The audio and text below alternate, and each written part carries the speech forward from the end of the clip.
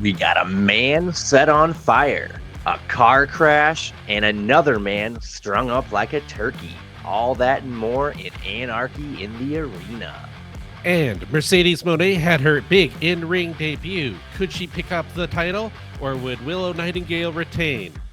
Could Swerve make his house call and retain on his first defense? Or did the patriarchy tear down Swerve's house? All that and more in this episode of Grapple-Sauce. Hit it, Dave.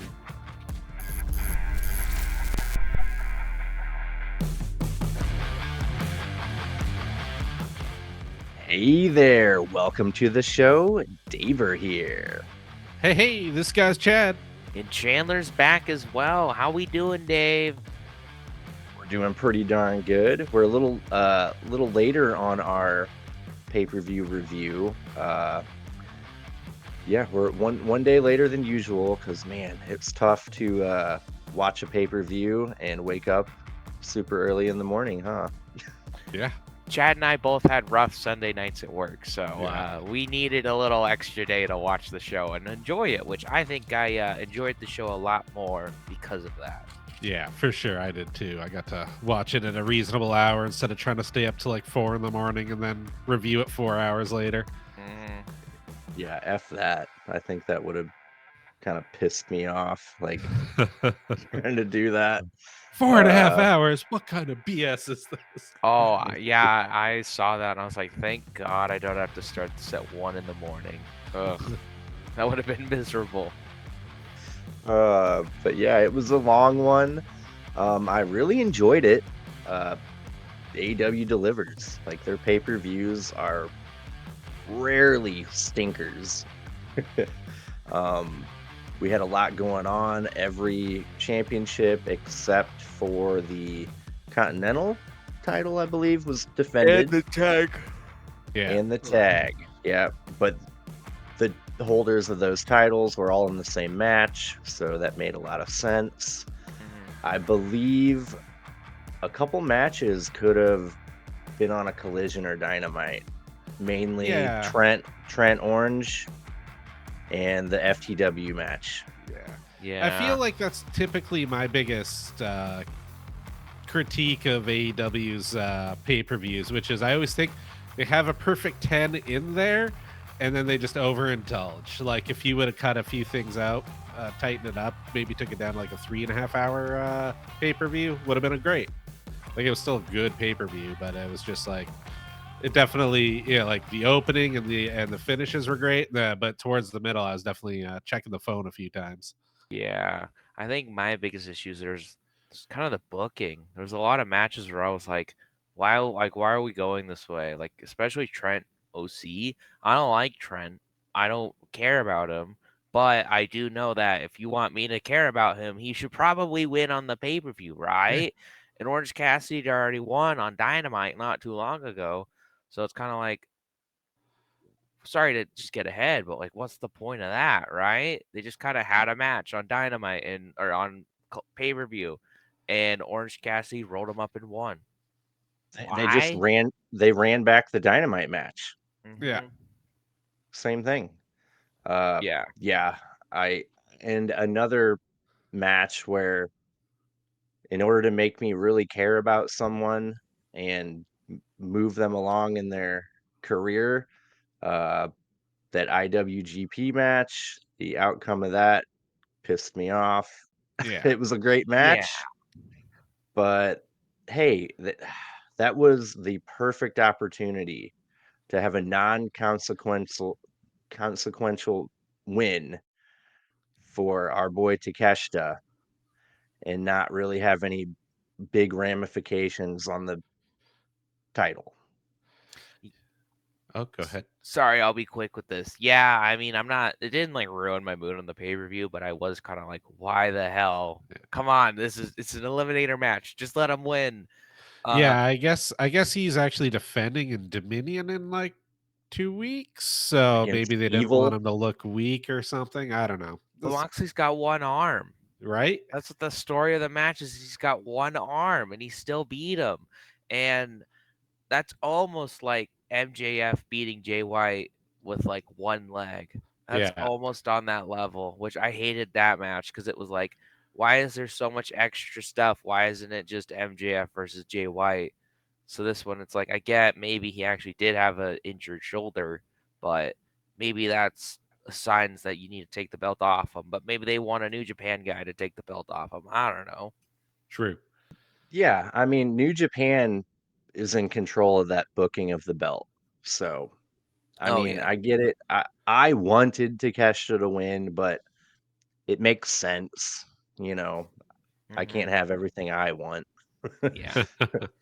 Well, before Um, we get too deep into the pay-per-view, do we have any news? Because I got one spicy bit of news that you guys might have covered on Dynamite, but I wanted to bring up because I thought it was really interesting. yeah, Hit let us it with that rock. spice. So, Cody's acting, or like, I hate to say it like this because I love him, inability to get over it basically caused the main event to change. Because Yeah.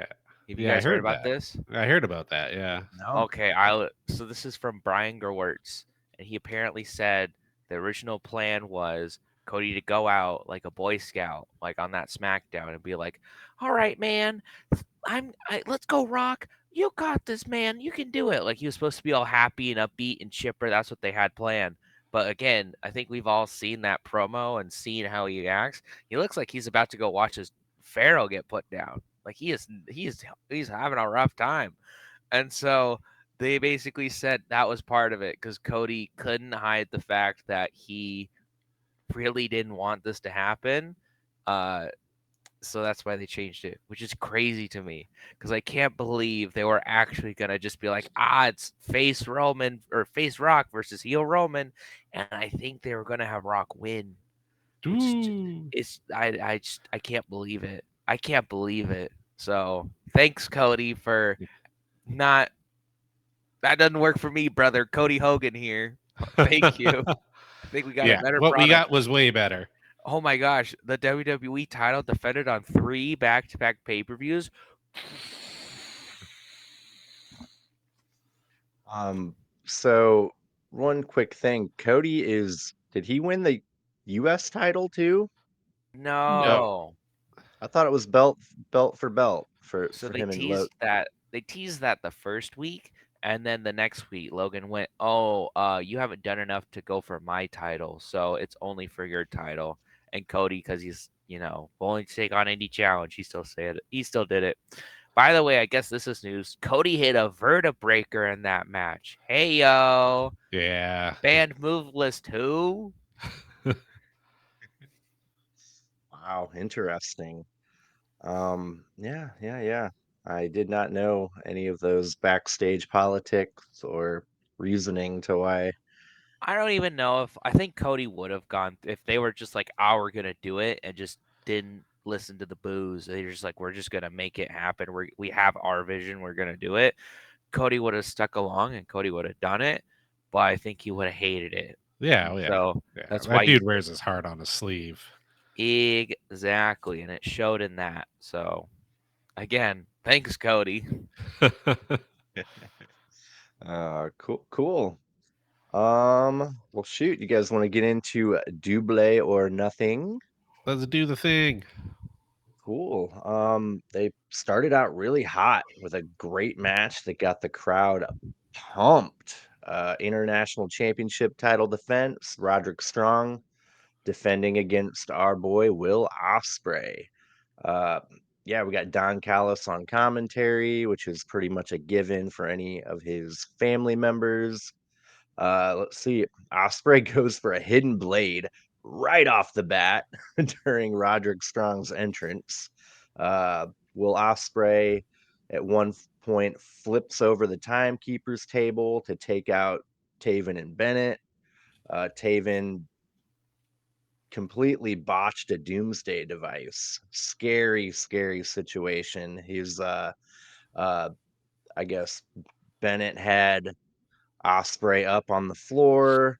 Taven went to run the ropes and dive over and got caught up. Yeah. They both had a pretty bad landing, and man, the way Osprey's head and neck like compressed and crunched down on the floor, oh, scary. I thought it was over. Like Taz, you could hear it in his voice. Like he thought something really bad happened, and Yeah. it could have happened, but I guess it didn't. Yeah, botched Doomsday device. Uh, that kind of changed the momentum into Roderick's favor. Uh, Later on, Osprey hits Roddy with a corkscrew kick off the ropes.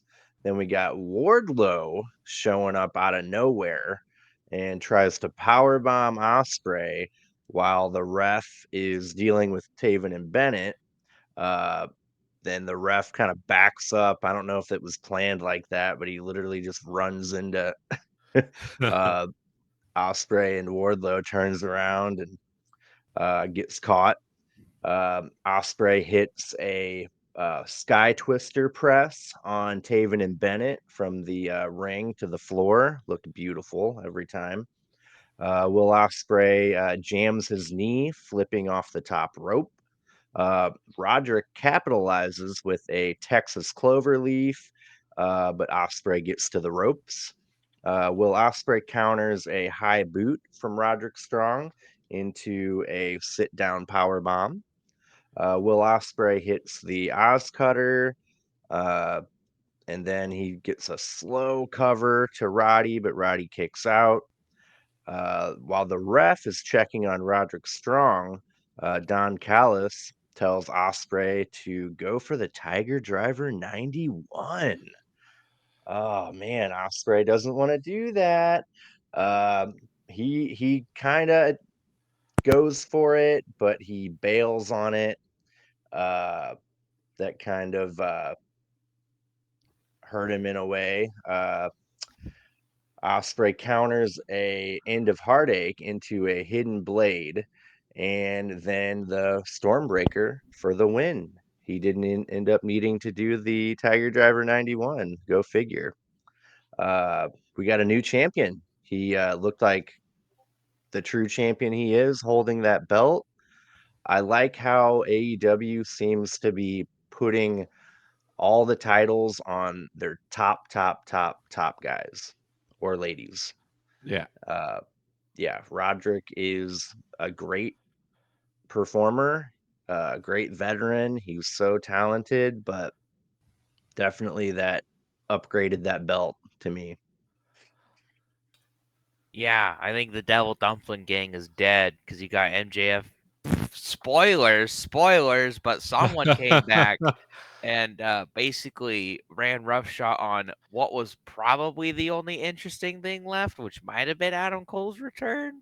So, uh, yeah, rest in peace, Devil Dumpling Gang. I think we can say that now. But this was a pretty dang fun match.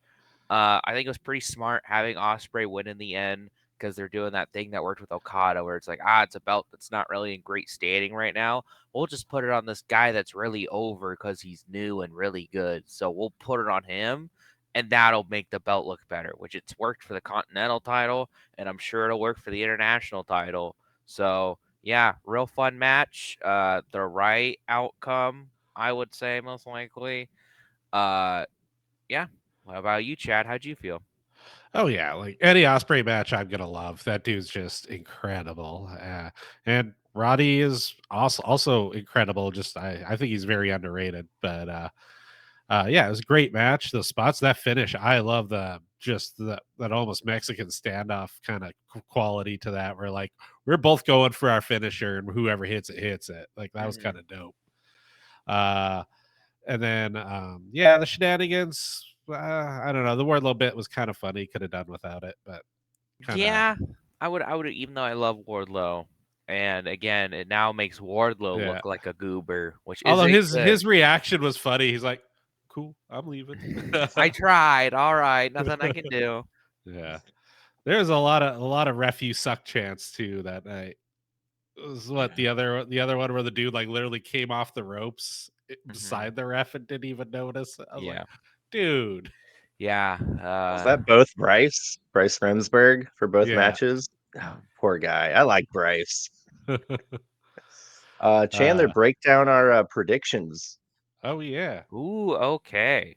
So in last place with 23 points. Oh, wait. Just let's do each match and then at the end. Oh, You feel me? okay, So okay, what did we okay. each for So this one? Daver went all in on or Osprey, so that gave him the win. Chad, you only wanted Osprey to win. You thought Roddy would retain, so that's 1 point for you. And then for me, I thought Osprey would win, but I kind of wanted Strong to retain only because it was like, all right, if he loses, Devil Dumpling Gang is toast, and it is toast. So Yeah. if that's the decision they're making, I can't stop them. So and again, Osprey's so over, you kind of gotta give it to him. So yeah, do it. The other thing was I couldn't remember if this bet was would Adam Cole interfere or would Adam Cole just be there. So I said it was would Adam Cole just be there, and you two said yes. I said no. So that's 1 point for each of you and 0 point for me on that one. Dang, okay. Interesting. Speaking of Adam Cole, baby, Baby. um, Jinx. we got Adam Cole interrupting the damn show. He can walk. He looks like he's, treating it a little gingerly. Not too crazy on the way he got up in the ring. He was a little Yeah. little tender Took on a it. bump though. Yeah, yeah.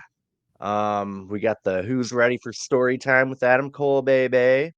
He says everyone in Las Vegas sucks. um, and I didn't even notice it. I was watching a couple other reviews. He called it Nevada, Ah, and they hate that people from Nevada. Um, he says he should be at home rehabbing his ankle, so he can come back and wrestle. Um, he goes for his Adam Cole pose, where the crowd goes, Adam Cole, baby. But then the lights go out. All we see on the big screen is a camera in first person view, walking down a hallway. They enter a room with various MJF memorabilia. And at that point, we get the beautiful orchestral MJF theme playing. Oh, I love that version of it yeah. so freaking much. Uh, Whoever this person is, uh, scans the room. They grab the dynamite diamond ring uh, off a fake hand. Um, they scan the room, look at all the memorabilia. We got a shelf with the dog collar from the CM Punk match. Some kind of oxygen tank or something. I can't remember what match that was from. It's Uh, the Bryan Danielson Iron Man match. yeah, dude. Yes. Uh, a couple other things in there. Then he walks up to the nice I guess maroon suit. I don't know. With the scarf on a dummy. They pull out a picture of Adam Cole ripped, and then they pull up the other half of the picture. It's MJF. So we get MJF's actual theme hitting, and here he is, full glory. Not only does he look jacked, but he's wearing the 2002 return Triple H Mhm. uh, leather denim thing. Uh, so let's see. He walks to the ring. Adam Cole looks scared to death. He wants a hug. But MJF kicks him in the balls and gives him a brain buster. Tells them, get this piece of crap out of my ring. Uh, yeah, we get MJF on the mic. The crowd is going completely crazy. From people that were there that I've heard, the roof came off the place. That was Heck the yeah. biggest pop of the night. Uh, MJF gets on the mic. He says he'll never trust anyone again, and all the ha funny stuff, friendship, kangaroo kicks, all that's over. Unlike the schmucks in the back, he doesn't need a New Japan or a Vince McMahon to become a star. He said the Ooh, thing. got him. Um, he elbow drops the devil mask and reveals that he is AEW for life. He in fact For 3 years. has a tattoo. Uh Bet on yourself with an AEW chip. That's pretty bold. Pretty bold. I've never heard of anybody getting like a WW, like, Triple H or Stone Cold, that's Yeah. unheard of, man. Uh it wasn't the prettiest tattoo. It didn't look amazing. But at least it isn't on his neck. Yeah, I'll give you that. I'd say it's still better than that neck tattoo as is. But the only thing I would say is it's gonna be really, really funny in 3 years when he signs with WWE. Yeah, It's you gonna gotta be really, and he'll just like get cross a out the cover up. AEW and put WWE, and like every time he goes back and forth, he just crosses out again, put a new one, crosses it out. He'll have like one that'll just be New Japan. He's like, yeah, I finally went to New Japan, so I want to see this tattoo keep going on. I think it'll be really funny. But it was a fantastic promo. Great to see MJF back, and he's definitely heel again because he's not. I mean, that makes sense. It was only face for Adam Cole, and then Adam Cole betrayed him, and that's exactly what we all thought. So should be fun.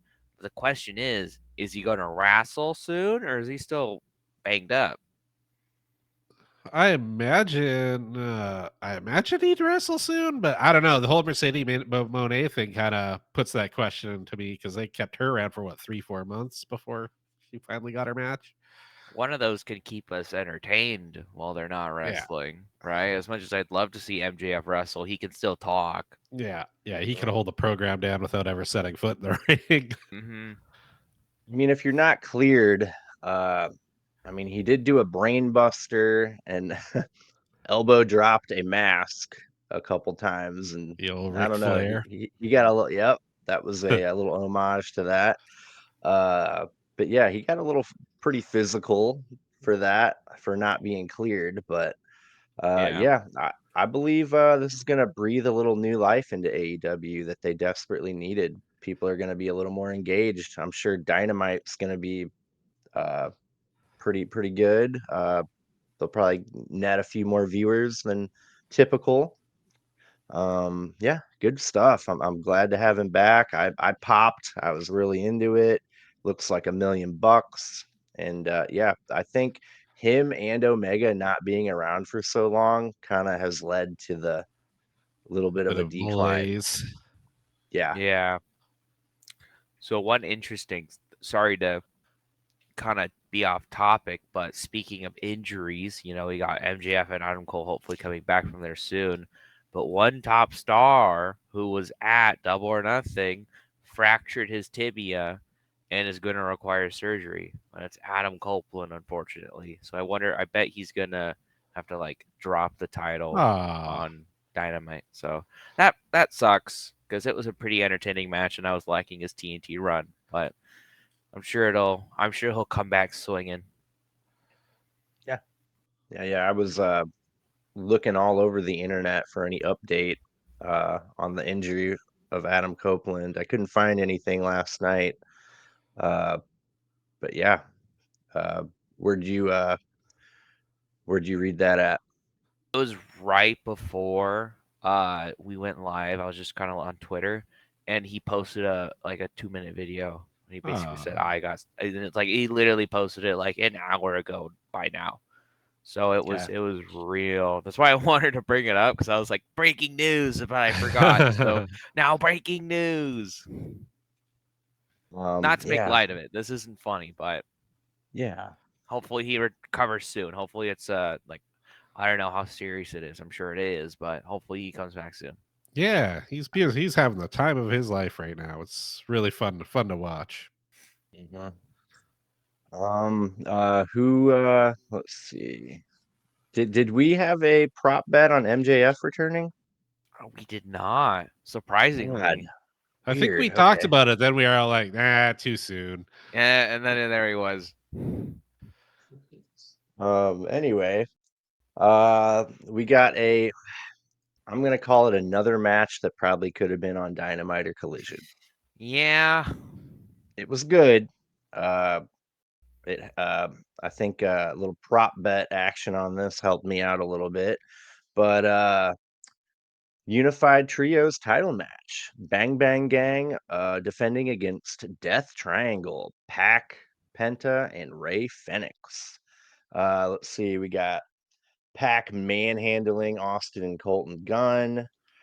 Jay White gives Pac a DDT and he sells it like I've never seen, convulsing. I know you're not into that stuff, Chandler, but that just makes it more like I was like, oh shit, did he really like have a seizure during that? Like, That one was uh, fine. I hate to be like, oh, I pick and choose, but that one I knew I was like, oh, he's just selling it really well because it looked really good. But I was like, he didn't dude, just just you didn't just kill him with a DDT. He's just that good at selling. Like one of my only notes for this match was, man, I finally see the AEW pack that people have been talking about. Not like that he hasn't been good, but like he was the best part of this match. He was on point. Maybe it's just because Bang Bang Gang were selling for him really well, but he looked amazing. yeah, God, he's so aggressive, like a little Wolverine badger, like like it's so Exactly. amazing. Uh, but like yeah, that DDT, his whole head was purple. Like when he was convulsing, I was like, oh no, like they got me, they got me. Hmm. Uh, let's see, the Bang Bang Gang gain control. They pummel Pack. Pack gets a hot tag to Penta, and Penta takes out the guns, then tags in Ray Fenix. Uh, they do the spot where Penta gets Ray on his shoulders, and then he just splashes down on the opponent. And I like Taz bringing up, yeah, I tried that with Spike Dudley in training back in the day. Loved it. Nice little Spike Dudley reference. Pac goes for the Black Arrow, but uh-oh, the juice is loose. Juice Robinson back appears out of nowhere, pushes Pac off the turnbuckle. Jay White hits the Blade Runner, and they retain. 1, 2, 3. Uh, yeah, fun match. I mean, I'm not gonna complain about it. Really great match, really fun. Everybody in the match, I really enjoy watching them wrestle. I'm just happy Juice is back. He's the glue that holds that faction together, I feel. And yeah, very happy about that. Yeah, I think Bang Bang Gang. It's not like they're doing way better, but they have kind of grown on their own as a trios. So it'll be interesting to see how Juice Robinson fits into this, and I think it'll be kind of funny having a 4-man group and defend the trios titles. I think that's just kind of fun.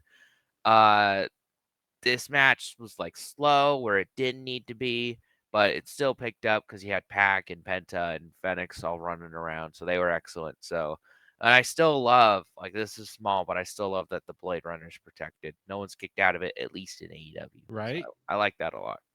Yeah, yeah. All in all, good. Like the guns have like seriously that been impressing me. Like every time they come out, they're just better and better. So Hmm. it's kind of been fun to watch from like how they started being schlubs during the pandemic, sitting on the sidelines betting with MJF to where they are now. I was like, damn. Yeah. Uh, I am interested to see what their entrance looks like with four of them now, Hmm. shoulder to shoulder to shoulder. That'll look interesting.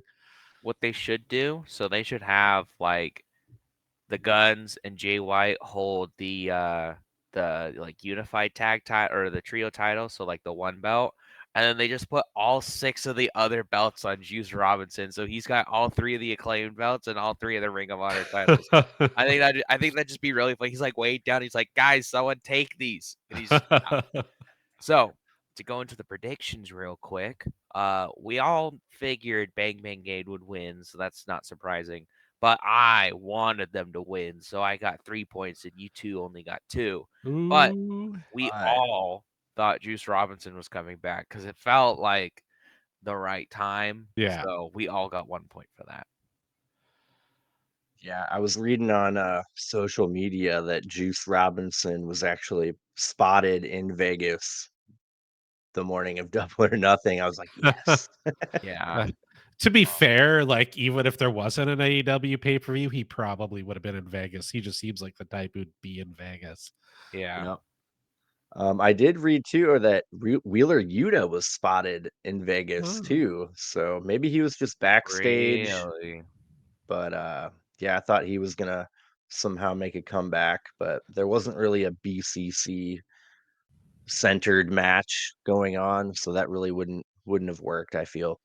No. Well, cool, interesting. So Chandler, you got one extra point out of that. Or no, you got two. 1. Because you One. guys both thought they would win, and they did. I just Yeah. wanted them to win, and you guys wanted Death Triangle to And win. then the prop bet gave you another.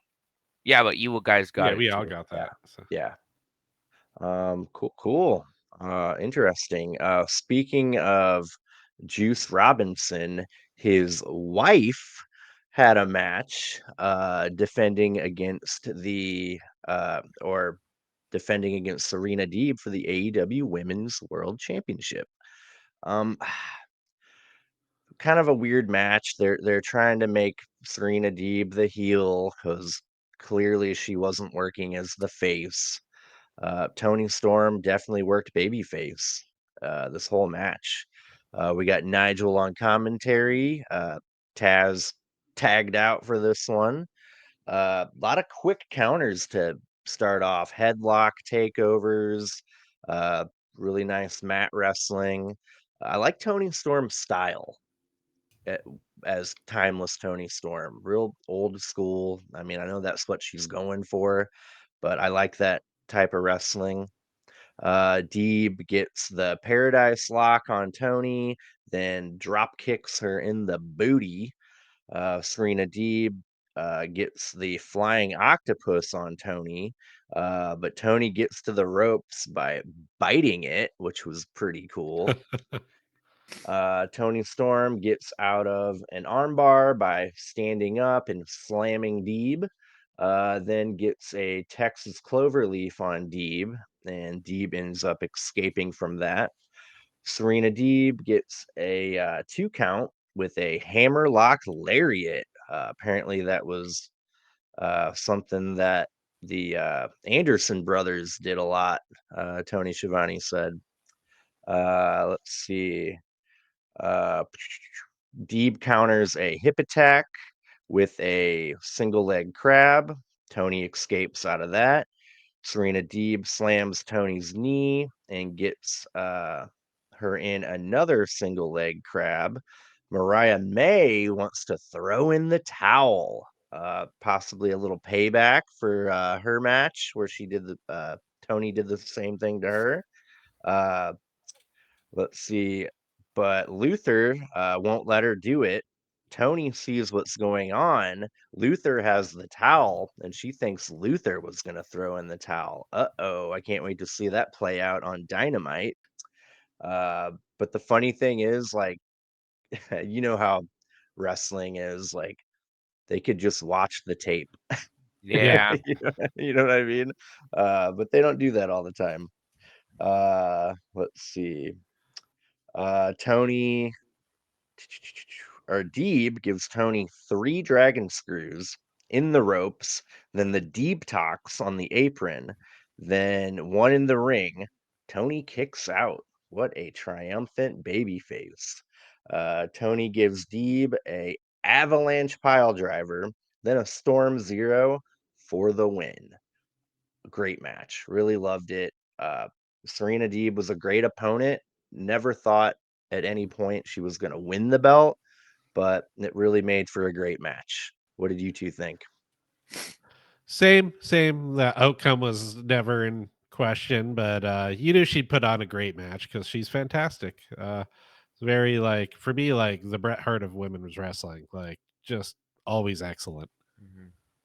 I thought this was a pretty fun match. Not too deep. I think my favorite parts was just that big Tony Storm kick out. Like, I really like how she's winning despite her uh help on the outside, not because of them anymore. So I thought that was pretty interesting. And then it was a clean win for Tony, which she doesn't get a lot. So I really liked this match. I think it really did help well for her.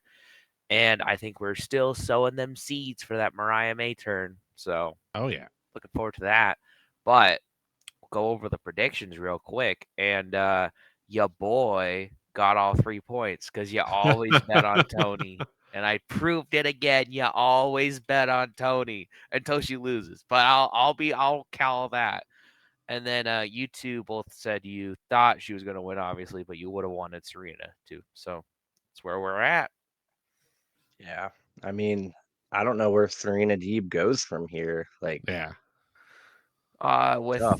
Deanna Perrazzo and Thunder Rosa and Riho, just down the card, Sky Blue. down the Who? card.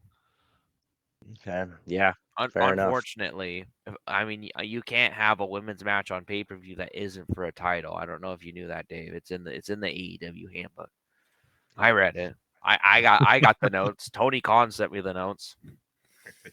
I can't remember I think it was during the Monet match, but they had the gall to go, the women's division has really improved lately. And I'm like, has it? Really though? Has it? I don't think so. You only put your Uh, second women's match on Collision, and it's typically like one match and then a squash match. So is it fixed, Tony Schiavone? But I digress. Counting the pre-show, there were 3 women's matches for Double That's or Nothing. true. But who watches the pre-show? I'm not trying to make you feel bad. Like, if I could watch it on Bleacher Report, I would. I just don't want to go to YouTube and watch it and then watch, you Uh, know.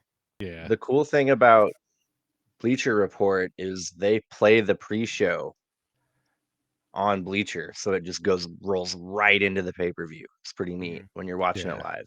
Yeah. Yeah. Yeah. I'll do that if I get the day off, but I did not this time. Nope. Yeah. Cool. Yeah, really like that match. We kind of touched on this earlier. We got a match after that probably should have been on Dynamite or Collision. Really didn't need to take up time on a pay-per-view, especially with the outcome. Trent Beretta versus Orange Cassidy in a straight up wrestling match. Orange Cassidy comes out to his old theme by the Pixies, wearing a black shirt, dark denim, different glasses, uh, a whole different demeanor. He's definitely in a dark place. I think they're calling him Blood Orange now. Ooh, I like Sweet. that. I like that. Uh, They have basically a hockey fight. They exchange blows. Orange Cassidy gives Trent a spinning DDT, then a tope on the outside. Trent uses the turnbuckle wire to pull Orange Cassidy through it and slams him on the throat. Got Orange Cassidy coughing and choking and all that fun stuff. Uh, Trent gives Orange Cassidy 3 suplexes. Orange Cassidy starts to get fired up and he puts his hands in his pockets, but Trent pummels him in the corner. Trent gives Orange Cassidy a gotch style pile driver on the apron. Then Orange Cassidy gives Trent a beach break on the floor. They counter each other's moves. Stun Dog Millionaire, half and half suplex is all countered.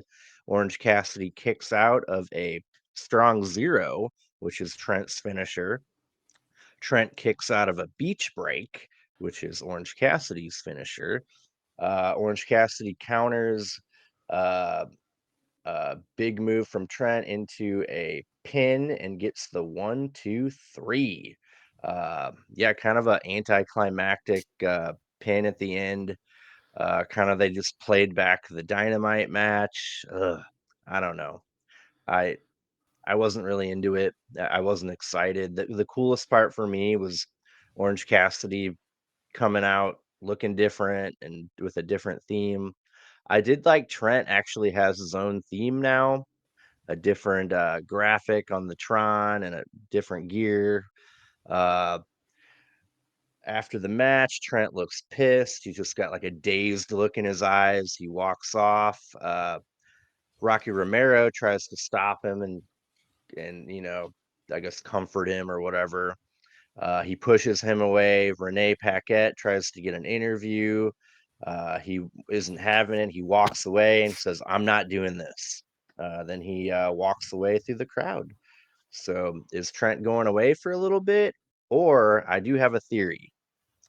A little later, we got Lexi Nair with Don Callis, and he doesn't say he's got a contract for Orange Cassidy. Yeah, that's kind of what I was thinking too. I He was think very careful not to say who.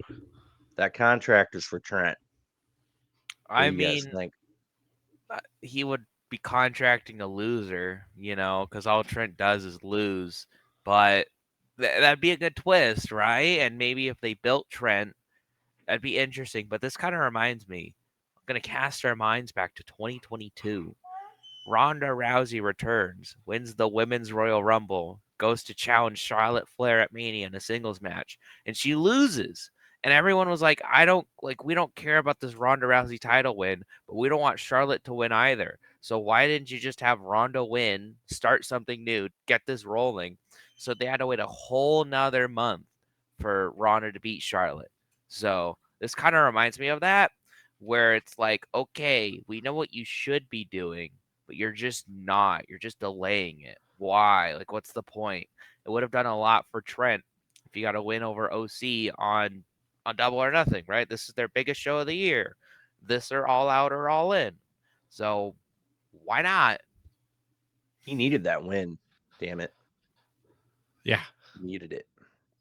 So Yeah. I like your theory of Don Callis offering him the contract, but it doesn't help the Don Callis family accusations of only having losers and Will Ospreay. As much as I love Takeshita, he just kind of loses. So he's kind of in that like loser category right now, and you're just adding another loser. True. Yeah. Chandler, break down our prediction points. Oh, this one was rough for me. I had the audacity to think, oh, they're gonna build a new star. I'll go all in on Trent. Goose egg. Daver went all in on Orange Cassidy, so he was playing it. So Dave got 3 points for that. That was a good one for him. And Chad wanted Orange Cassidy to win, but thought Trent was. So at least Chad got 1 point for that. Yeah. Okay. Fair enough. Yeah. All right. After that, we got yet another match that had no business being on pay-per-view. I just wasn't into it. And adding Shibata to it made it that less, exciting for me. I mean, I love Shibata. I love him. I just don't want him sucked in the Jericho vortex, damn it. There was Uh, like one Trademark. spot that popped me in this match, like unironically popped me. And then I liked the ending, and everything else was just kind of like white noise. yeah. FTW title match, for the world title. Jericho versus Hook versus Shibata with Jericho defending. It almost seems to me like the pay-per-view was pretty much planned, and Jericho goes up to Tony Khan. He's like, "All right, so my match for the pay-per-view is gonna be," and Tony Khan's like, uh, Well, okay." I bet you he's also like, oh, you have that FTW championship, so I got the slot for you on the pre-show, and he goes, that doesn't work for me, brother. Mhm. Oh, that should have been on the pre-show. You are correct. Uh, yeah, although I really liked the Thunder Rosa Deonna Purrazzo match, and then the Acclaimed and Daddy Ass versus, they're calling it Cage of Agony now when it's Brian Cage and Gates of Agony. That was a great match.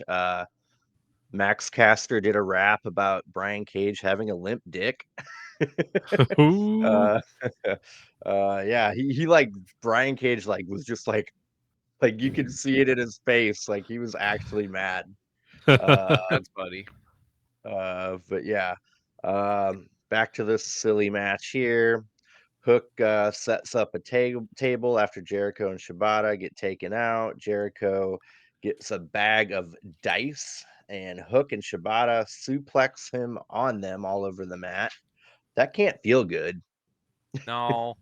You ever Hook, step on a Lego?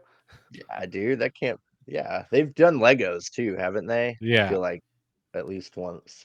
Hook and Shibata suplex each other on the dice. Hook and Shibata get kendo sticks, and then they grab a third one. All three of them have them. They all hit each other with them. Hook and Shibata focus on Jericho. Shibata sets up another table in the ring. Hook puts Jericho on the table, but Shibata Death Valley drives Hook on Jericho. The table doesn't break. That didn't quite go as planned. Shibata gets Jericho in the Muda lock, and then Hook uh, in an ankle lock. Uh, let's see how'd that go. Shibata gets Jericho in the Muda lock, and yeah, Hook in an ankle lock. That was pretty cool. Hook counters the Judas effect into the Red Rum, but Big Bill shows up and elbow drops Hook and breaks the pin. Big Bill tries to choke slam Hook on the apron, but Hook suplexes Big Bill on the table, and Big Bill almost gets impaled by the table legs. I've never seen that happen in all my years of watching Yeah. wrestling. Basically, the legs just stayed up in the wood. Like, as Big Bill like got up, he noticed he was an inch away from the corner of the metal, and he woo, like Yeah, That could thank have sucked. goodness. Yeah, thank goodness he didn't. I forgot. I really liked that spot too. It was really impressive to see Hook do such a great suplex on such a huge guy to the outside. So the fact that Big Bill got lucky and got away with it, thank goodness. yeah. Um, yeah, that what a feat of strength by Hook. Let's see. Shibata gets Jericho in the figure four. Hook gets Jericho in the red rum, very reminiscent of the Brian Keith uh, finish for the qualifier match. Then out of nowhere, a masked wrestler attacks Shibata and Hook, and it's Brian Keith. Do you know what mask he was wearing? I do not. Sonico Oh, from Mm. Prestige. yeah. Oh, that's cool. And do you remember how this match finished, Chandler? Uh, they put the trash can on Shibata's head. He back or what sent on him, right? Yeah. And then Jericho Judas Hook out of the ring essentially and pinned Shibata, right? God damn it. What like why are they doing this? Like I'm trying to understand the psychology. Like Hook should have just got that damn belt back, retired it, call it a day. It didn't build any more heat really for me. Like it Yeah, this would have been a good popcorn match on Collision. Uh, Yeah.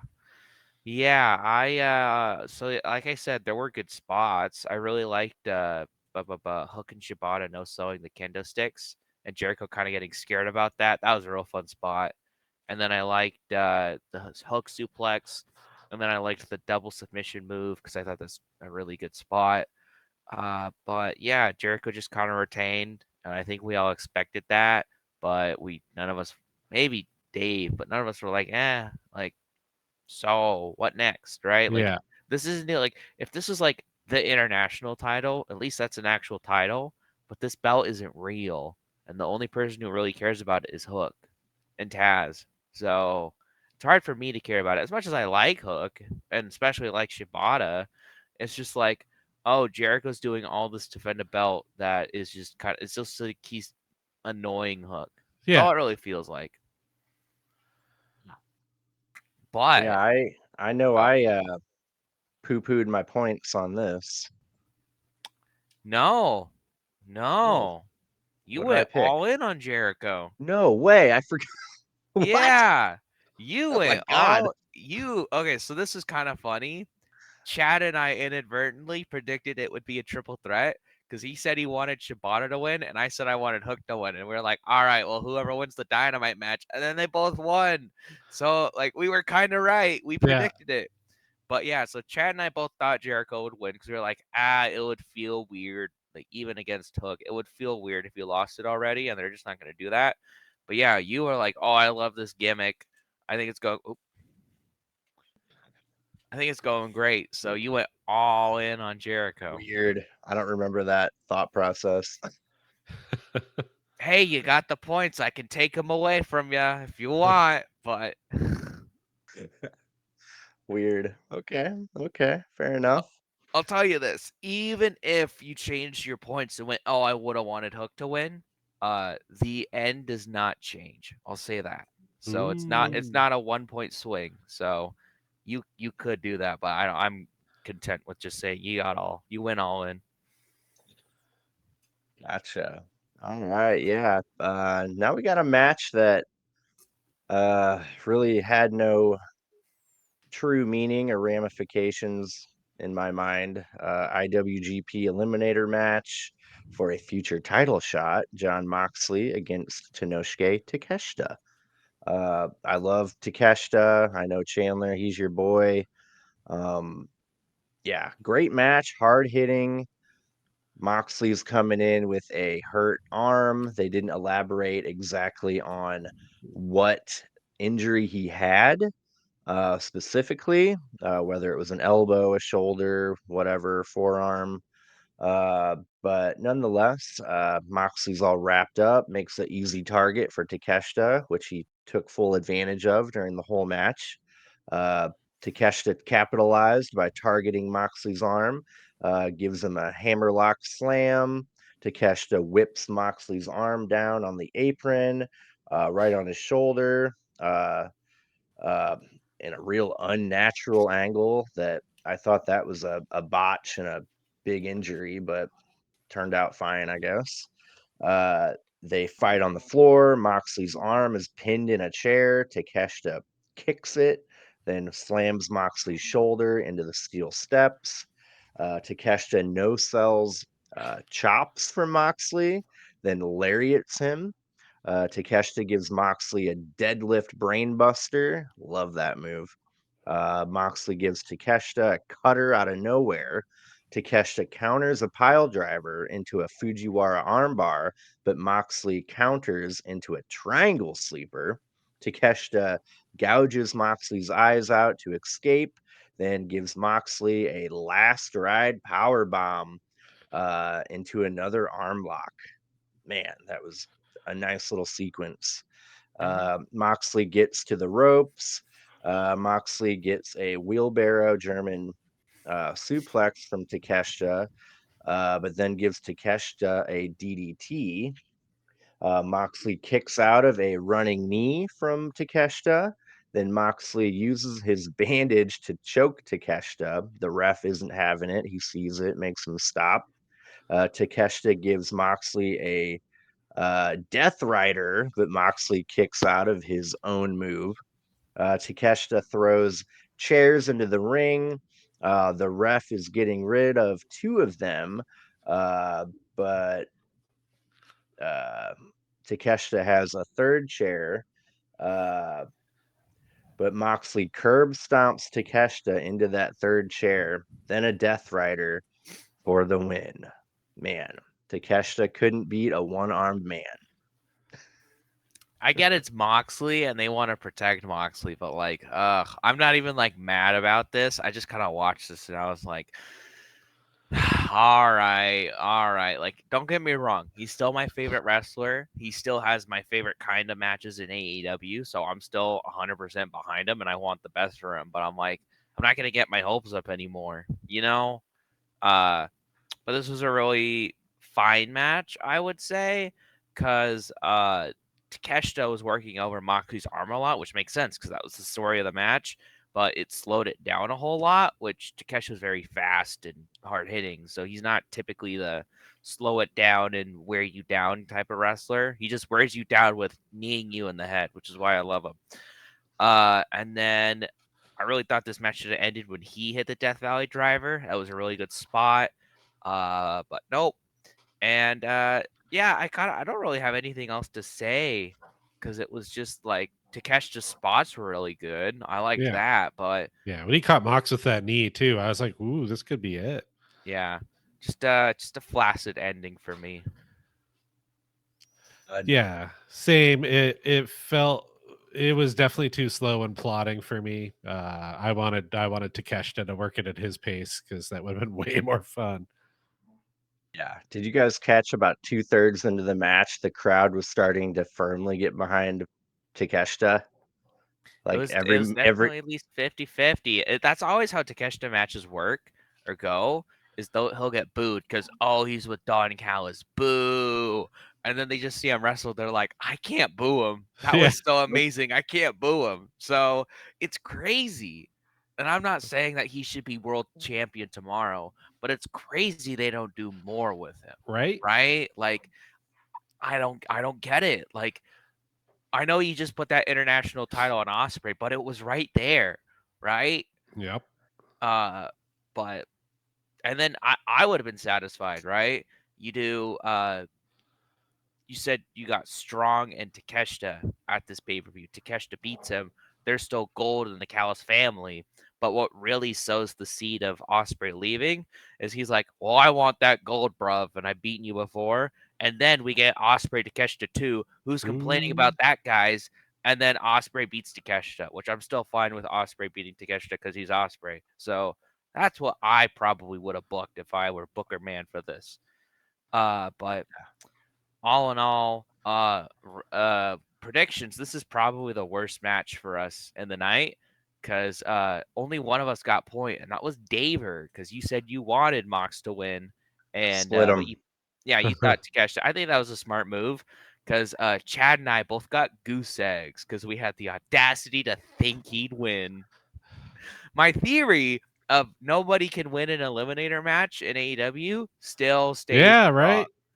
And I thought this would be the one to buck the trend, but no, no, what a fool. We're gonna be looking out for that though. I'm gonna be very, very attentive on eliminator matches. I want to see one be won. You know what I mean? Right. It's why I don't like them because it's like, oh, well, they're gonna lose. No one ever wins an eliminator match because then they have to do this match again for the title, but no one ever wins one. Interesting fact. This was technically Takeshita's first New Japan match against an Huh. American. Really? Huh? Well, he was from DDT, so that I mean, it's surprising that he didn't get one match in New Japan, but makes sense. Do you think they could have Takeshita beat Okada for the Continental? I'd be fine with that. That would That be would be cool. cool, but I think That's what I want. Omega's gonna be the one to take it off of Okada. Okay, okay. That That's could that. that Sorry, would what were make you gonna say? Omega okay. Omega, there's no Triple Crown yet, right? Or no? Has anyone won three? Omega's won the tag, the world, and the trios. Yeah, so if anything, it would be him, but then it would just be adding another belt to Kenny Omega, which means he's only got to get like the international and TNT. the TNT. Sorry, Yeah. I mean, he can go for the TBS if he wants. That'd be that hilarious. would be a good Yeah. match. Yeah, yeah. Cool. Yeah. Yeah, I really liked the match. It was great, hard hitting Takeshita. Love him. I want to see good things for him. I want him to not feel so sad about his current status like he Right. talked about in that interview. But yeah, I'm gonna be optimistic. Go to Um, WWE, be the next Gunther. I think that one of the only notes I had for this match was I'd give anything to see Gunther versus Takeshita right now. Oh I think Jesus. I think if I saw that match, I wouldn't bitch about wrestling for a year. Yeah, fair enough. Um, all right, we got a brutal match after this. Barbed wire steel cage match for the TNT title. We got Brood Adam Copeland coming out to Slayer for his theme music against Malachi Black. Uh, we got Cope dodging the end. We got Malachi dodging a spear. Copeland cuts Malachi Black's hand with barbed wire. Copeland power bombs Malachi Black into the cage wall, then a sit down power bomb for a 2 count. We got Copeland putting Malachi Black on a table, wrapping him in barbed wire, climbing to the top of the cage, and kind of going for an elbow drop, but it looks like he about halfway there he decided to land on his feet. He got Malachi. He broke the table with the elbow, but he definitely got an injury from that. Reminded me of the Macho Man at Halloween Havoc '97. Tore his ACL from that, and he never Yeah. was the same after that. Mm, So, uh, yeah, I was seeing that and I was like, oh, that was really ugly. And and like thinking about it, like I was like, oh, that's definitely where he got injured. And they were kind of trying to sell it on commentary because they're like, it's like he came to his senses halfway through, and it's like, yeah, and I don't blame him because I wouldn't really want to do that big of a drop on a barbed wire, but I don't I think I would have just done the barbed wire. I Yeah. wouldn't have wanted to land right on my feet. yeah, 50-year-old man. Yeah. Uh, Malachi Black ends up throwing Copeland through the door of the cage, and it breaks and he spills out. They both make it out. Adam Brody Copeland King. wins. He Yeah. escaped the cage. Brody King and Buddy Matthews pretend to turn on Malachi Black, but then they just turn around and beat down Copeland. Malachi Black tries to stab Copeland with a piece of metal into the mat. Uh, then the lights start to flicker red and there's whispering. Who is it? Gangrel. Oh man. Appears through the ring. And I think that stabbing spot was to give him a place to like rip Oh through, yeah, right? yeah, yeah. That makes sense. So yeah, I lost my mind, man. I don't have like fond nostalgia memories of the Brood at all, like period. I remember being little and thinking it was stupid, but I love it. Freaking nostalgia is so cool. Like I just wish Christian could have been a part of Right. it. I mean, hopefully, and, they're gonna have to end with Copeland returning and them having one last title run, uh, tag title run, and then they should call it. End while you're on top. Pull Yeah. pull a sting, pull a Yeah. sting. Um, so yeah, Gangrel comes in. He attacks Buddy Matthews with a DDT, Brody King with a DDT. Then he eats the end from Malachi Black, but Copeland spears Malachi and gets a crossface on Malachi with barbed wire wrapped around his face. And Malachi passes out, and the ref calls it. Uh, Copeland retains the TNT title. But yeah, he's injured and he'll have to drop that thing. Ah. Yeah. Uh, It's unfortunate, but it was a pretty dang good match. I would say at this point it was the best match of the night. Um, I think you just said all the spots that I would say, but it was really fun to see Gangrel run in. Yeah. The only thing I want to talk about is the House of Black's fake out turn on Malachi, right? Like I didn't buy it, but my head was like, oh, that would be kind of interesting. Like, did Adam Copeland set this up? Like, what's it gonna be? Is Adam Copeland gonna have his own team from now on? And then they start beating him up. I was like, I'm an idiot because I Got him. believed him. like I didn't buy it for a second. I was like, oh no, they're not doing it. But I couldn't help but think about all the possibilities that this could go.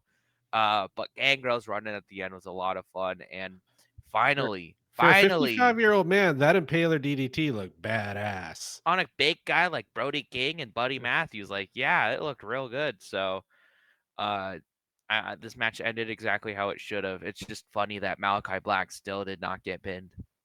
Yeah. Yep. Doesn't work for him, brother. Exactly. Um, how did our points pan out on that? So I went all in on Adam Copeland, and that's because I'm looking further ahead. I want a young guy. I'm like not saying Malachi isn't a younger guy, but like maybe not Malachi. You want I want Garcia? yeah, I want or someone like Garcia, maybe Brian Keith. Someone up on the up and up.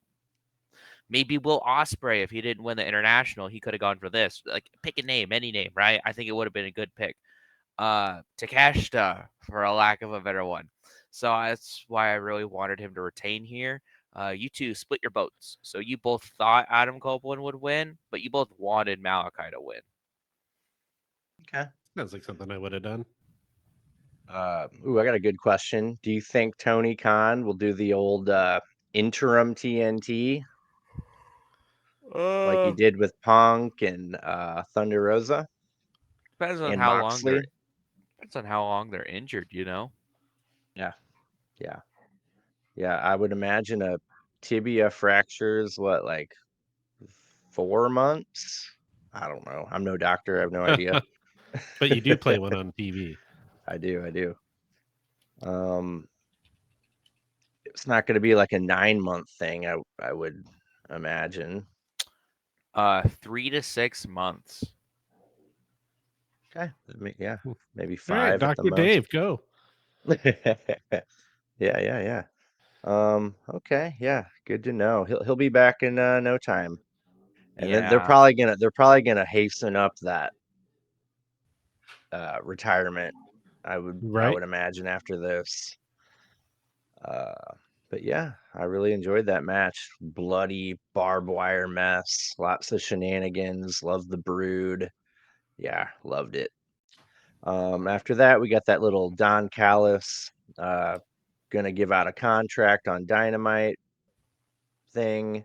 And then we got match one of the triple main event, TBS title match. We got Willow Nightingale defending against the one, the only Mercedes Moné in her AEW in-ring debut. This is my first time watching Mercedes Moné wrestle, period. Good Lord. That from all her shitty promos and mic work leading up to this, it totally brought my stock up for her quite a bit. Uh, I believe in her abilities. Just don't get her on the mic. And if you do, just have her say something short and sweet. Like she doesn't need to Yeah. go on paragraph after paragraph of stuff. Uh, but yeah, man, Mercedes with these amazing arm drags to Willow. She gets like two or three of those in, and then goes for an Eddie Guerrero-esque arm drag where she climbs up the rope to the turnbuckle. But Willow won't let her do it. She's too strong. Willow gives Mercedes a doctor bomb on the apron. Mercedes targets Willow's ankle as payback, gets her in an ankle lock. Mercedes shoves Statlander on the floor. Stokely and Statlander get up on the apron and distract the ref. As that's going on, Willow gives Mercedes another doctor bomb. She covers, but the ref is still dealing with Stokely and Statlander. By the time the ref turns around, she only gets a 2 count. Oh, bummer. Mercedes ends up hitting the moneymaker on Willow. That's a lot of girl to get up to hit that move. Uh, that was like an amazing feat to me, seeing her pick her up on her back like that. Yeah, we got Mercedes new TBS champion. After the match, Stokely is mad at Willow, yelling at her. Statlander says, "Now's not the time," and they walk away. And then as they're on the ramp, Statlander turns to Willow and lariats the shit out of her on the stage. Yeah, Stokely smiles. They look at each other. I think that part could have happened on Dynamite. I think they could have waited on that, but yeah, Yeah, we've been calling and waiting for this Chris Statlander turn for so long now, and it finally happened. And it's like it feels weird. It's not what I want. Like it's not bad. It just wasn't like what I wanted. But I thought this match was okay. I really mostly liked Willow in this match. I thought she was fantastic. I loved how when she was going for the ankle lock, she was kicking Monet. You don't really see that, so I thought that was fun. She's basically like she did a swinging inverted clover leaf on her. That was That insane. was pretty cool. And just all her doctor bombs looked amazing. And I kind of hate the finish of someone's uh, distracting the referee and they missed the pin. I'm kind of sick of it, and I'm gonna blame that on Roman Reigns, not That's fair. AEW. But I'm still sick of it, so I don't really want to see that in this match. I don't want that to be the reason why Monet wins. I would have rather it be Monet wins clean, if anything. Yeah. But we all kind of knew this was happening. How'd you feel about it, Chad? I enjoyed it. Some of the things I love about Mercedes, she still got those that knee the Meteora knees that she does. Oh, that's awesome. And her selling, like when she took that bomb onto the apron, hardest part of the ring, I'm told. I would agree with that. Just the way she folds herself up and just like she looks like she's dead. I'm like, oh yeah, that's why I liked her. Like she like her comebacks are always so good because like she comes back from the dead better than anybody. So all in all, I liked it. It was good. I was in that other boat though. I really my heart of hearts, I wanted Willow to retain. I thought that'd actually be a more interesting story. Like have her Hulk up and beat the big suit star, and then she'd have to, maybe Mercedes would have to do like a crisis of confidence kind of storyline. That would have been cool. But here we are. All in all, though, I like the match. It was good. Yeah. That uh, I think we all got the same thing because we all felt the same way on points. We all thought Monet would win, but we all wanted Willow to win. So That's fair, that's how it came. we should have did a prop bet on the Statlander turn. right? Yeah, I know. Like a lot of the What are we stuff kind of thinking? felt like too predictable. Like we were like, oh, like we've been calling that for a while. It's not gonna happen now, and it did. So that's on us. Yeah, next pay-per-view, we should really go ham on the prop bets. Any little thing that we think could happen. Let's make it real interesting. But I got two things. Dude, Willow has officially become a star. She has made it. Like she did it. Like she's super over, super over. And she did it by herself Yeah, basically. People love her. And I think she'll be winning that belt back. I think this is going to be the story is her chase to get that back. And it's going to be that much sweeter when she wins it. So, I hope so. That'd be uh, nice. yeah, yeah. Cool. Next up, we've got the second uh of the three main events, the AEW World Title match. Our boy Swerve Strickland versus Christian Cage. Uh Loved the intro here. We got Prince Nana clanking the bottles on his fingers. Swerve, come out to play. Chandler, are you old enough to understand that reference?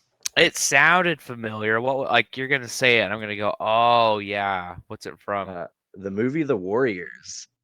Okay, never mind. I don't oh, recognize that. If so you have Sorry. time, dude, I know time is didn't they try to valuable. remake that? I think they made a mini series, but I Uh, never watched it. I don't know. Maybe they never did. I know there's a PS2 game. ooh, But yeah, it's a great movie about this gang in New York, and there's like hundreds of other gangs in New York, and they got to make it from like the Bronx or something back to Coney Island, and they got all these gangs they got a hit out on them from the leader, and like they're all like dressed goofy. There's like a gang of like baseball players with painted faces and like all these different gangs. They're all dressed the same. But yeah, Swerve was dressed as one of the warriors. Really cool. Uh, Getting into the match here, Christian is just cowering and flinching like a coward that he is. Love his work. Swerve kicks out of a frog splash from Cage. Nick Wayne punches Swerve with a cheap shot where the ref isn't looking. Swerve counters a spear from Cage into a beautiful scoop power slam from Swerve. Swerve nails Cage on the outside with a flipping um, shin, connected nice with that. Christian counters a house call into a sharpshooter. Nana gets ejected because he takes the belt away from Mother Wayne, and the ref thinks he was going to use it to do something. Kind of a shitty move. Smart on her part. Kill Switch and Nick Wayne attack Swerve while Christian distracts the ref. Swerve stomps Kill Switch and takes out Nick Wayne. Cage counters a Swerve stomp with a spear, covers for two. The ref ends up ejecting Mother Wayne, Nick Wayne, and Kill Switch because they're just getting too out of control. Swerve gives Cage a suplex on the floor. Swerve misses Cage and dives into the steel steps. Nick Wayne sneaks back out and gives Swerve a Wayne's World. Then Nana chases him out with a metal pipe. Uh, let's see. Christian Cage gives Swerve the kill switch for a 2 count. Swerve kicks out. Swerve counters another kill switch on the announce table into a Swerve stomp. And that desk was supposed to break, right? Hopefully. Kind of So glad that it didn't, though. That sound it made was awesome. thud, man. So Sanjay Dutt barely bumps it and it crumbles like dust. Mhm. But then they do a Swerve stomp and it won't. They got to get their gimmick things dialed in. But anyway, it looked great. Swerve ends up countering a spear into a house call, then a Swerve stomp, then another house call for the win. Nice, clean win over Christian Cage. Then we got Floyd Mayweather in the crowd, giving Swerve his props. Uh, yeah, great match. I think how can Christian Cage just keep getting cooler and better and cooler and Right? better? Like he's not like going down, you know what I mean? Yeah. Oh, what a legend. He he had to say I quit, and he's still just as awesome as he was when he had that title. So Yeah. I loved him in this match. I loved this match. That was a lot of fun. This kind of felt like your sports entertainment for the night, but it was still really good sports entertainment because the best sports entertainment is basically just wrestling, but Yeah. it just gets you hyped, gets you excited. They're also hooping ballyhoo. And I loved how Nana was ejected. It's like, ooh, you suck, ref. And then the Patriot got ejected, and then Nick Wayne's still around. I got big bloodline vibes from that, where someone who was already ejected came back, snuck back in, and oh no, Swerve's gonna lose, but he's so great he kicked out. And then Nana running with the pipe was so funny to watch. So that was just an excellent bit. And then I loved Swerve hitting the house call to beat the spear. I thought that was Yeah. just That was excellent spot. And then I know he's probably been doing it lately, but I really like the addition of Swerve doing a house call before he hits the house call and wins. So yeah. I really love this. At first, I wasn't the biggest fan of the Swerve babyface persona. Like, I still love Swerve. He's still an excellent wrestler. I just didn't feel like it really clicked with me. Now I think it's really clicking. Now I think Yeah, he's it's figuring it out. It's like when Stone Cold would run babyface, but he would still just be a son of a bitch. You yeah. just liked him for it now. I love it. Yeah. Yeah. How'd the points pan out? We all went all in on Swerve, so 3 points across the board. I think none of us thought Christian should win as much as we like Christian, but like I don't know, will Christian ever win that title? Uh, I don't think so at this I point. think that lineup's too long. Yeah, there's too many other heavy hitters in that company now. You know, MGF is back hopefully soon. Okada, Osprey, like it's too many people. He'll be a tag champ, Oh yeah. guaranteed. Oh yeah, I'd agree with that. With Kill Switch. Shit. There was okay, I forgot. There was a prop bet associated with Ooh. this. Oh Daver yeah. thought that Nick Wayne would turn on Christian. And I went, I see the idea there, but not for Swerve. Not for the guy who bloodied him in his father's dojo. So that's 1 point for Chad and I, and 0 points for Daver on that. Yep. I had a little feeling, but it didn't pan out. Hey, Um, would have made you look good if you got it. right. Um, cool. We're at the final main event of the night. Uh, I think Justin Roberts put it well. He called it a shit show. Hmm. um, yeah, man, I don't know. This is what sets AEW apart for me from WWE. Like the AEW is just hardcore. Like crazy hardcore stuff. And I don't know, WWE feels real milk toast to me compared. But yeah, Anarchy in the Arena. Team Elite, Young Bucks, Okada and Jack Perry versus Team AEW, Brian Danielson, FTR, and Darby Allin. It was gonna be Eddie Kingston, but he got injured. Darby Allin took his spot. Team AEW jumped the Elite during their entrance. Darby runs out with a mask covered in tacks to uh, counter the super kick, I guess. Yeah, and Eh, he had a broken nose from when he got yeah, legit hit by a bus in Manhattan. Hmm. yeah, He has a weird life. yeah. He's got many lives, like a cat. I liked FTR wearing tights. I think they should pull off that look more often. Looked really cool to me. I like it when a wrestler goes opposite tights or trunks from what they Yeah. normally do for some reason. Like I like Jericho wearing the trunks now. Yeah, going back to Uh, form with him on that. yeah.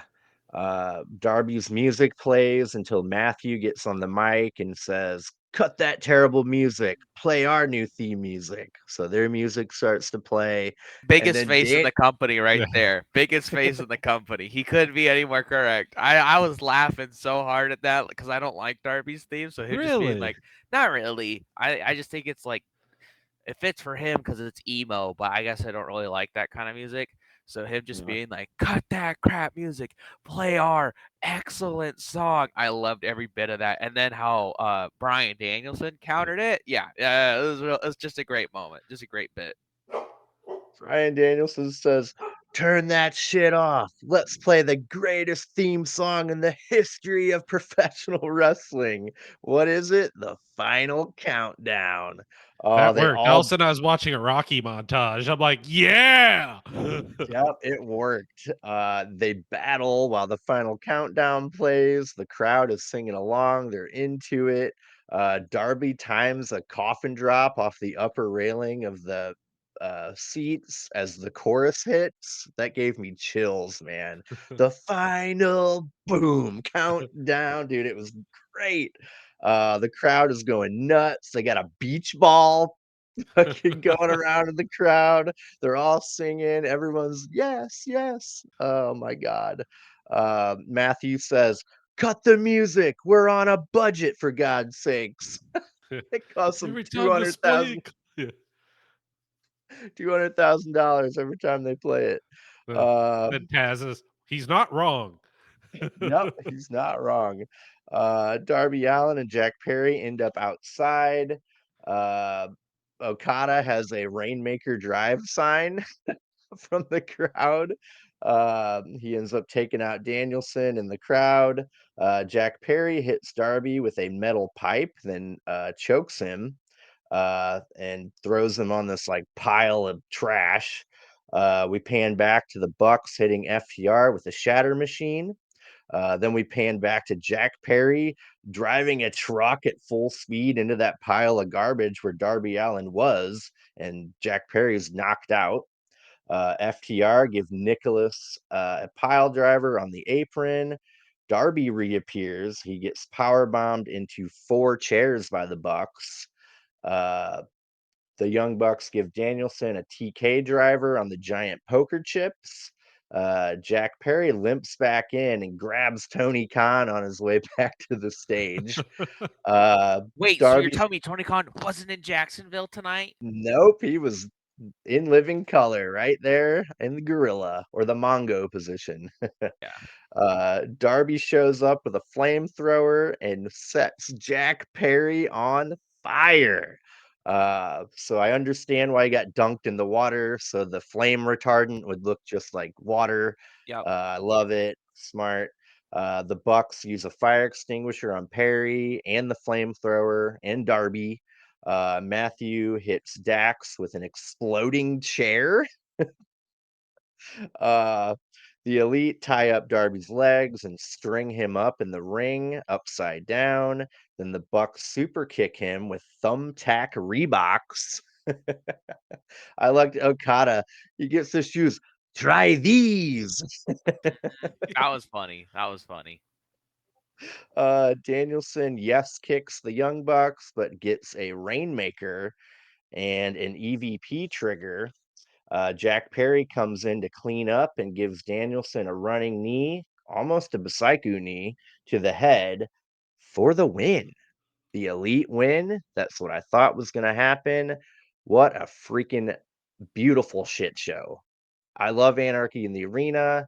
It is one of my favorite gimmick matches now. They need to learn from this time and just have music play the Right? entire match next time. That was such a good bit. Yep. Loved it. My match of the night. Yeah, it was a pretty fun match. I felt like there was some parts of it that were just slow because it felt like the Elite beating down people, which I get it makes sense they win, but it felt like it could have gone a bit quicker. Could have been a little bit shorter of a match, but I thought it was a lot of fun. I felt like in honor of Sting, it was a lot of crowd brawling, so they're still remembering you, Sting. Uh, and then I loved how they dumped Allen down the Cody Vader. I thought that was really funny too, right before he got the whatever you call it, the flamethrower. And then I also had another pay-per-view, another Bryan Danielson next spot. Let's go. So it was a fun match. I'm being snarky, but I really loved Danielson's comeback. That was definitely the highest point of the match because he's Bryan Danielson. He's the Yeah. best. And then I liked how immediately Bryan Danielson was fired up, and Nick or Matthew was just trying to be like, "Hey, we're cool, man. We're cool, right? Come on, calm down. It's not that big of a deal. It's not calm down." So the Bucks are just the best right now, and the Elite won, which was for the right call. And then you got that Heat brother with Jack Perry pinning Bryan Danielson. Oh boy, Yeah. think of the Heat, pal. Yeah, man. Are they both going to be in that tournament? The Owen Hart tournament. No, they're doing that battle royal for the title shot at uh Oh yeah. I think that's on Dynamite. Mm. A 12-man can't remember what they're calling it for Swerve at Forbidden Door, right? Wouldn't they want to Uh have a Forbidden Door talent I mean, challenge? yeah, preferably. Yeah, maybe there will be like a Hechicero or I can't think of any New Japan people right now. Naito. Ooh, Jeff Cobb. yeah.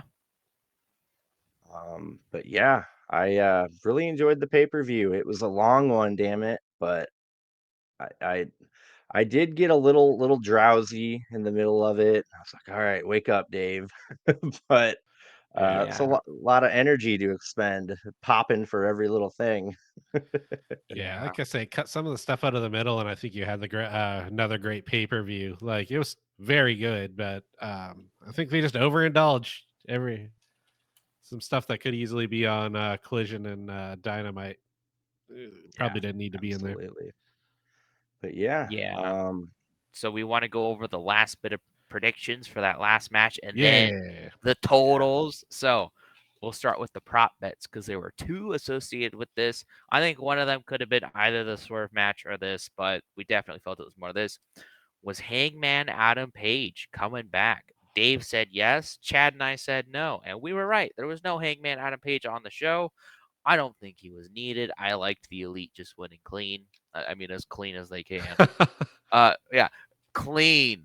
And then was Tony Khan gonna be there? And I hate to say it, I did kind of lose because of this. It would have been a tie if Tony Khan was Oh, not there. So that's that. But Dave and Chad both said yes, and I said no. And finally, the last little bit for the match itself, Chad and I both went all in on the Elite. So we got 3 points for that. Dave split his vote and he said 1 point on Team AEW. So he got two. But in last place with 23 points, we have Chadley. Yeah. Woo! In second place with 24 points, myself. And then the winner, this is wow. the closest. This is the closest bit we've had. But the winner is Daver here, getting the double or nothing predictions right. I think what really killed me, I had a lot of goose eggs, right? Like Takeshita and Trent. That really hurt me. Dave got a point right on every single one, like at least a 1 pointer. And then Chad, he mostly got a lot of 1 points. Like, yeah. I was super splitty on this one. There's not a lot of stuff for me to want to go all in on. yeah. And I like to go all in, like, especially for people I like Tony or Swerve or Takeshita. Like, I literally can't help myself but go all in on those guys. But I also thought all of them would win, and only one of them was wrong. So,